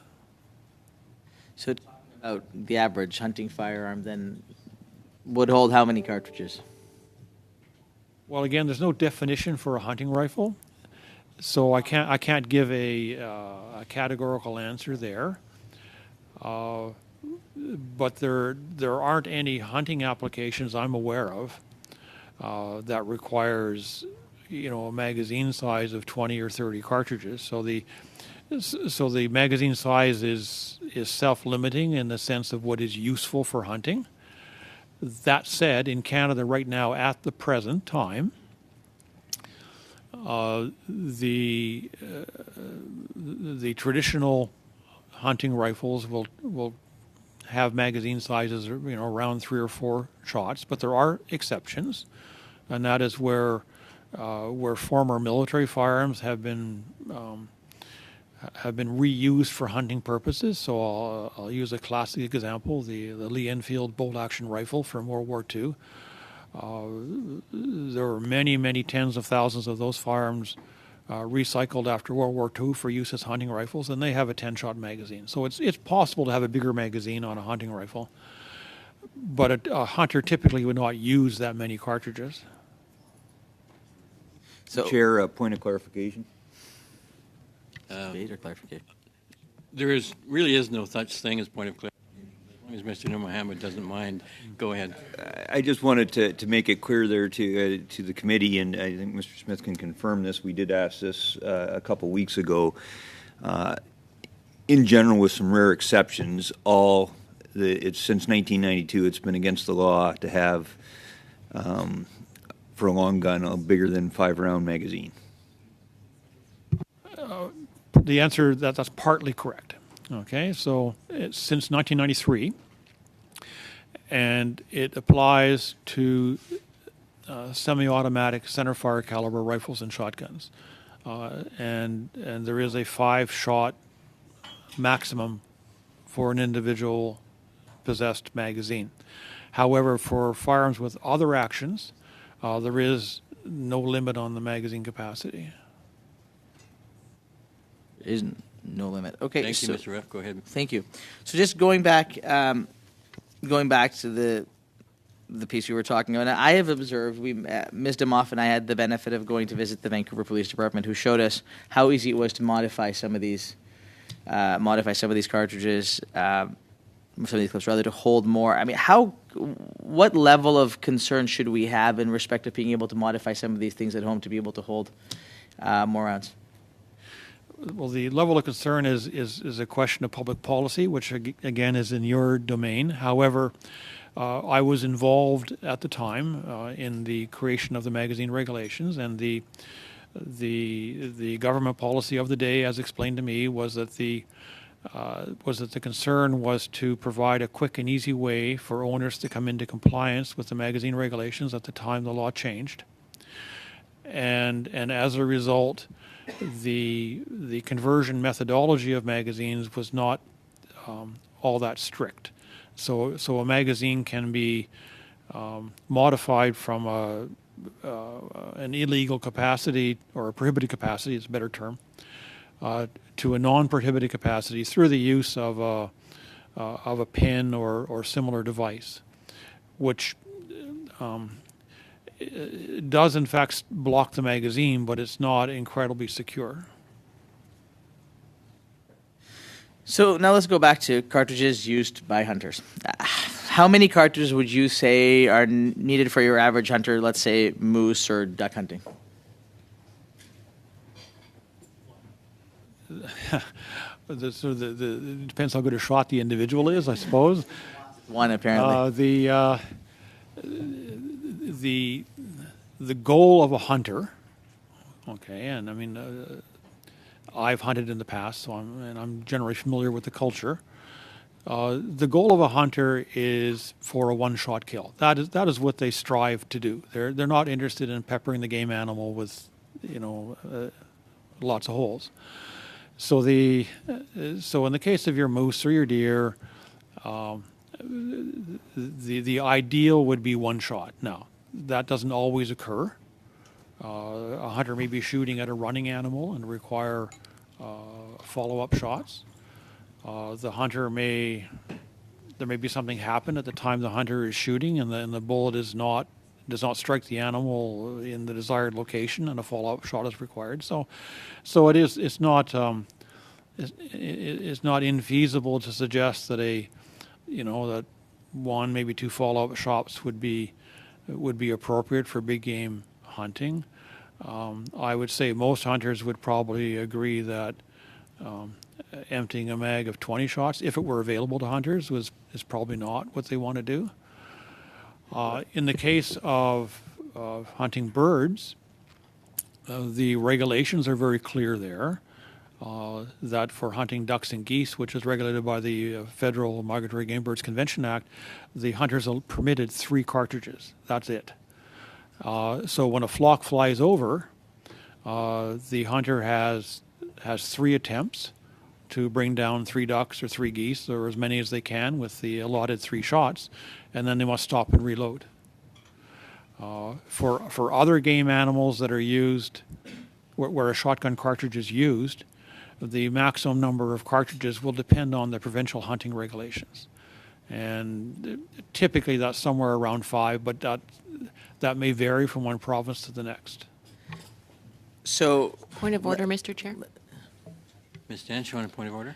I do believe the member asked an important question and received an important response, but Mr. Smith did not outline predatory animals who may charge hunters. I think that's an important part of a hunting rifle that you left out, sir. So I think if you're going to be clear, it's important to mention the predatory animals, grizzlies, wild boars, polar bears. You didn't mention the utility of a firearm and how many bullets may be needed should you be charged by one of those, which hunters unfortunately do encounter. I believe you would agree with me. So I just think that you were making a very good point, but you left out a critical purpose of having a firearm with multiple cartridges.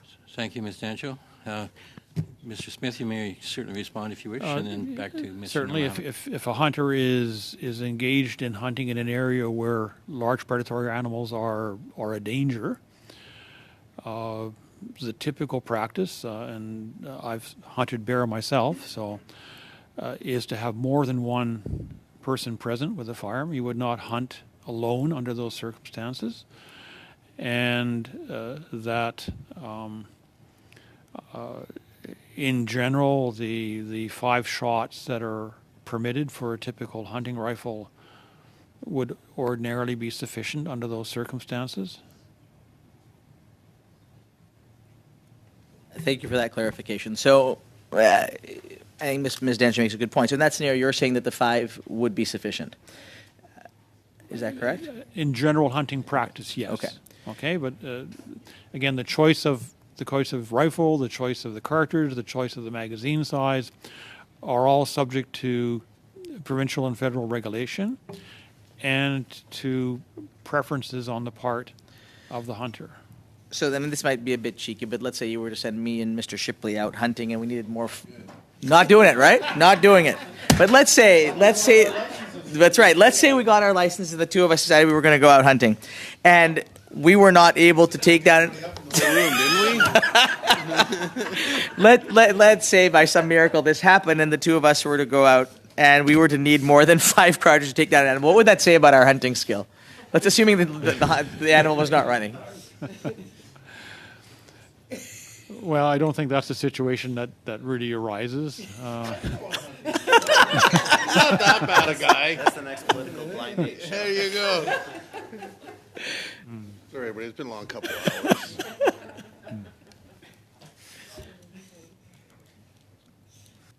If you don't want to comment on our hunting skill, that's fine. Okay, I understand. I get it. In my experience, it's something that just doesn't occur. Okay. So what laws are in place today to make sure that individuals cannot legally exceed the max cartridge capacity? Well, the cartridge magazine regulations are a regulation made under the criminal code. And if an individual fails to heed those regulations, they are subject to criminal prosecution. Point of clarification on that, Chair, if I may. Once again, if it's okay with Mr. Noormohamed, go ahead. And I won't be going on hunting with Taleeb anytime soon. Why not? Just for that's Mr. probably Smith, just true. for clarification, so what you're really trying to say in a political way is anything greater than a 5 round mag is prohibited already in law, correct? And on the application you just asked that question. It's prohibited for certain kinds of firearms. Right. So it's But not. that's what Mr. Noormohamed is referring to. Those firearms that are prohibited from having greater than 5 round mags, those mags are already prohibited in this country, correct? Yes, if the firearm is a semi-automatic centerfire caliber rifle, for example, then the capacity for the magazines has been limited to 5 shots since 1993. However, for common hunting firearms use many other action types, so lever actions and bolt actions and so on, and the magazine size for those firearms is not limited at present. What I was getting at is the question that Mr. Noormohamed asked was specific to the firearms of, that fit the definitions here. And the guns now that have a 5 round maximum magazine capacity, that magazine, if you have more than 5 rounds for that firearm, they're already prohibited in this country. Again, I'm not sure exactly what kind of firearms you're referring to. Are you referring to the firearms in the schedules? Yes, the ones that are already prohibited under law. I think we're getting into debate here, so I'll let Mr. Noormohamed clarify if he wishes. Talking about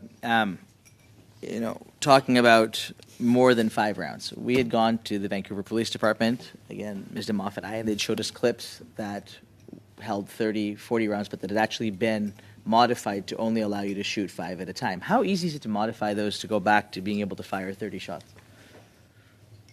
It depends on how the magazine itself was modified, but the most common way of modifying magazines is to install a pin. And I'm using the word pin very large. It could be a pop rivet. It could be an actual pin. It could be a screw that's welded in. There's a variety of ways of putting in what would amount to a pin. They are relatively easy to remove. They can be simply drilled out, and the magazine in most cases will function normally at that point. And the hole in the side of the magazine does not impair its operation. And why is that problematic? And why is that problematic? Well, the law is intended to limit magazine capacity to 5 cartridges, and so if a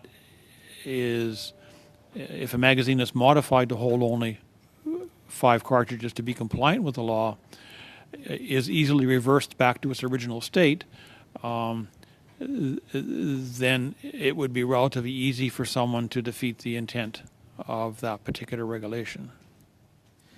Which would mean it's prohibited. My apologies, sir, but when my microphone is on, I can't hear a thing you're saying. Yeah, so that's also What you're referring to. He doesn't have. That's okay. Mr. Noormohamed will clarify as he needs.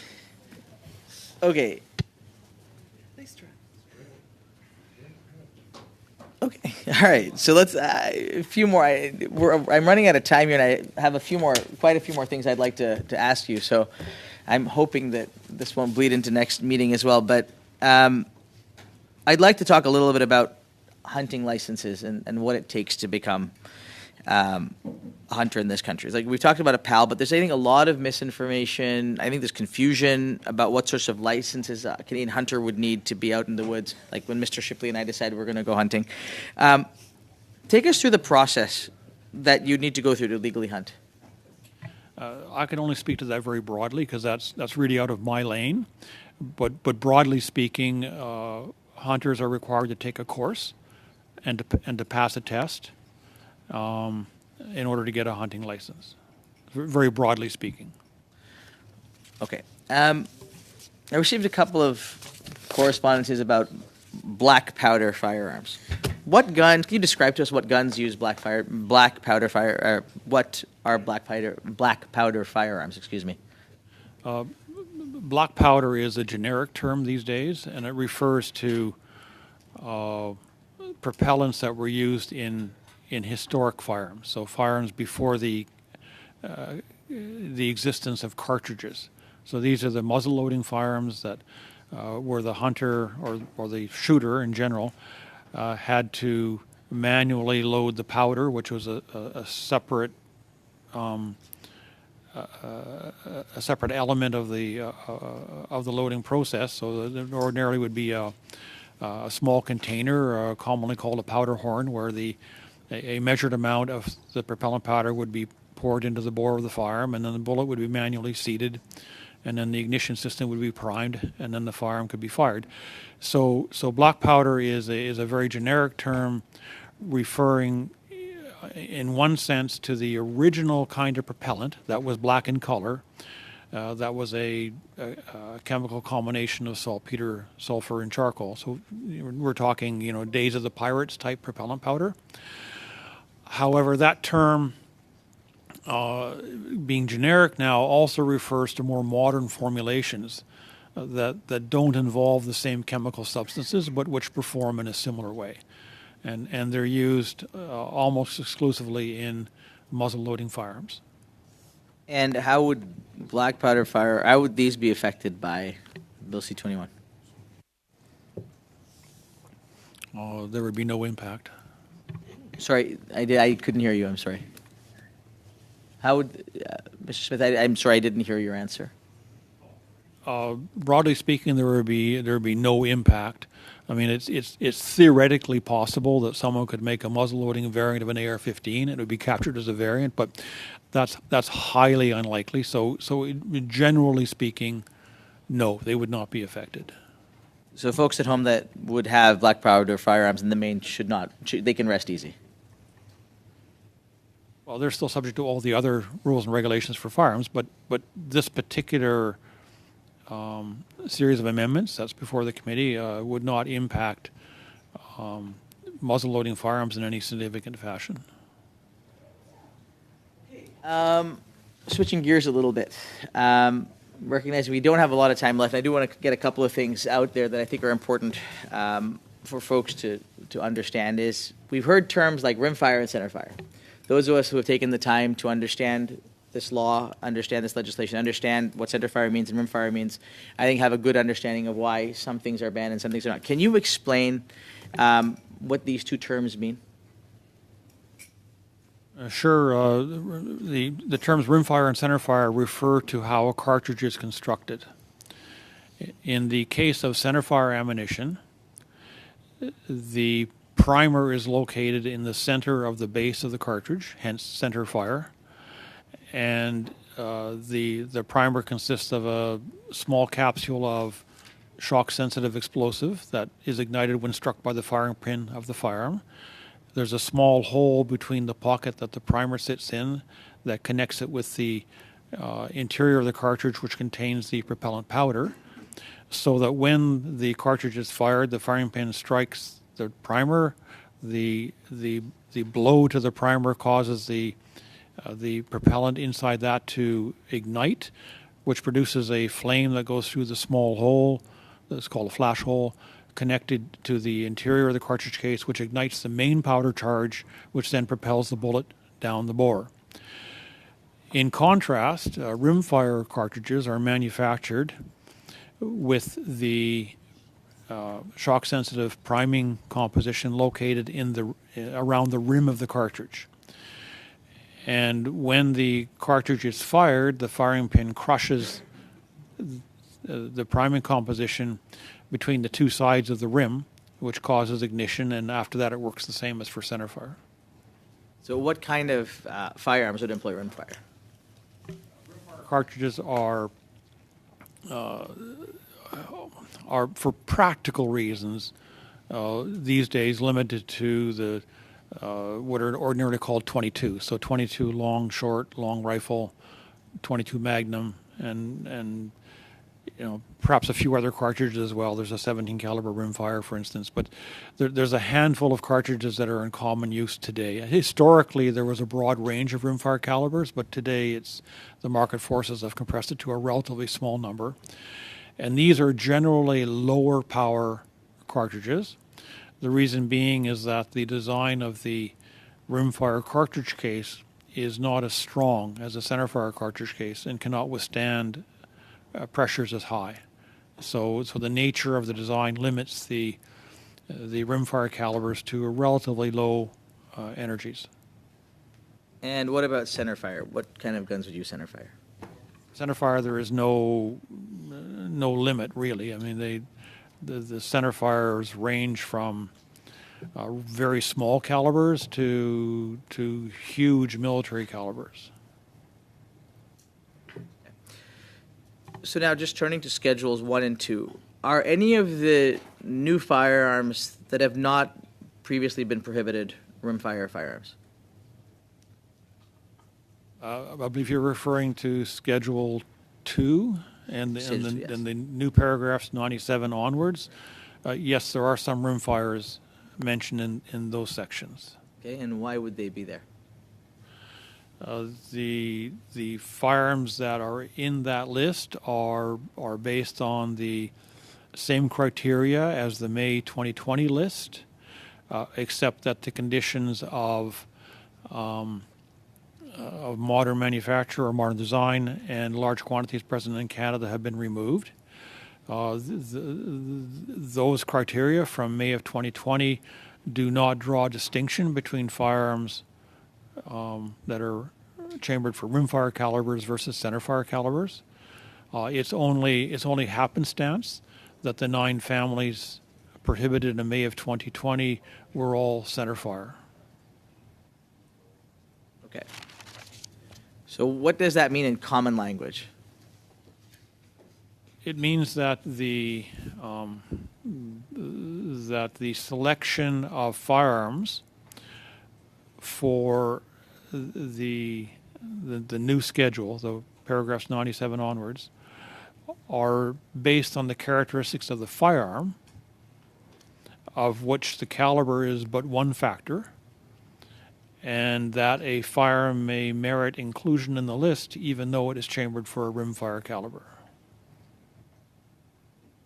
So, Ms. Clarke, then, as you, sorry, I thought you were off the hook.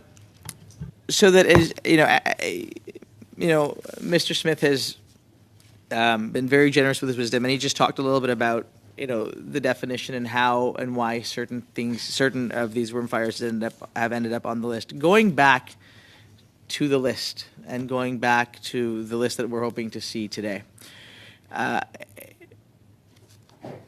What is the degree of confidence and comfort that your team has that indeed everything on that list meet the criteria that were outlined by yourself?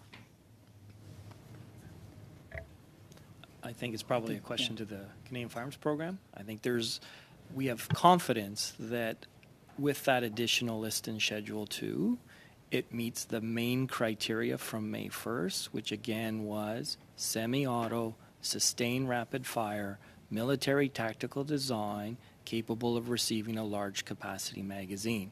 So we've used the exact same criteria that was given to us from May 1st. The only difference in the Schedule 2 is the elements or the criteria of modern design has been removed, and the volume or prevalence in the Canadian market has also been removed. But essentially, the list was designed based on that same first criteria.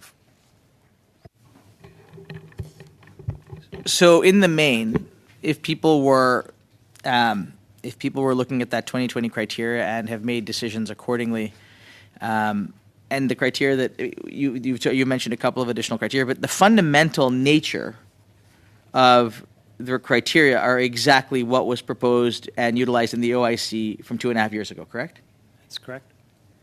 Okay.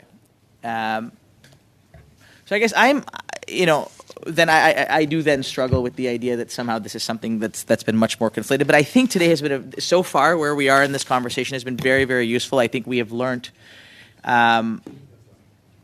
Thank you, Mr. Motz. I appreciate that. Yes, I have learned, as I'm sure many of us have, and I've also learned that you're not going to go hunting with me and Mr. Shipley, and that's totally okay.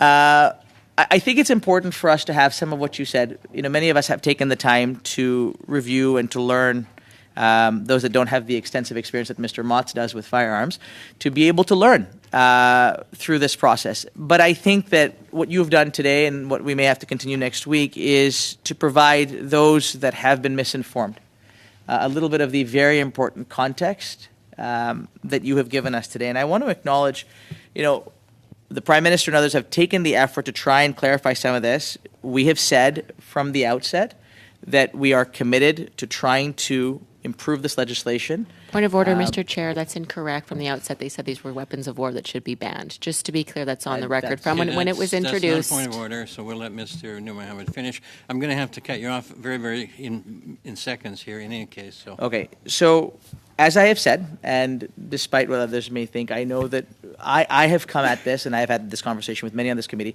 We are looking to make this good legislation even better. And there is an openness, a willingness, and a desire to ensure that not only do we hear from voices that may not have been heard, but also from others to work together to try and do this. This is being done to help keep Canadians safe, to ensure that hunters' rights are protected, to ensure farmers' rights are protected, to ensure that Indigenous communities are not affected, but most importantly, to ensure that we are keeping Canadian families safer. So, Mr. Chair, I know I'm probably running out of time, so I'm going to pause and turn it back to you. So thank you. We'll pause your time there. So I want to start by saying how much in awe I am of Mr. Smith's encyclopedic knowledge of firearms. It's thoroughly amazing. I don't know about you guys, but I think that we've kind of had a crash course in firearms. We could probably challenge the exam for a PAL ourselves after this. I don't know what the rules would allow that. Yeah. Anyway, thank you all for joining us once again today. And we will resume this debate on our next, when we next sit on clause by clause. And with that, we are adjourned.